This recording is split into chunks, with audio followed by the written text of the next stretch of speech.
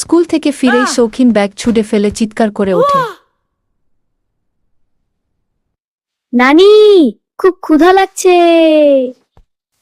হাত মুখ ধুয়ে আয়, ভাত বেড়ে দিচ্ছি।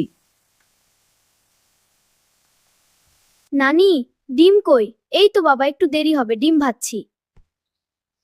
এই কথা শুনেই শৌখিন মুখ ভার করে চেয়ারে বসে পড়ে। খাবারটা খেয়ে নাও। না, আমি গাইব। লা লা লা লা।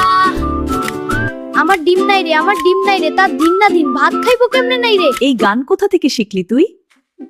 ডিম ছাড়া ভাত খাইলে আমার শক্তি আসবে না, আর শক্তি না আসলে কাল স্কুলে ফার্স্ট হব কিভাবে? নানি আর থাকতে পারে না, হাসতে হাসতে তাড়াতাড়ি ডিম ভেজে এনে প্লেটে দেয়। খা বাবু। ডিম দেখেই শৌখিন সঙ্গে সঙ্গে চুপ, মুখে এক গাদা ভাত পুড়ে বলে, নানি, তুমি পৃথিবীর সবচেয়ে ফাস্ট ডিম ভাজা নানি।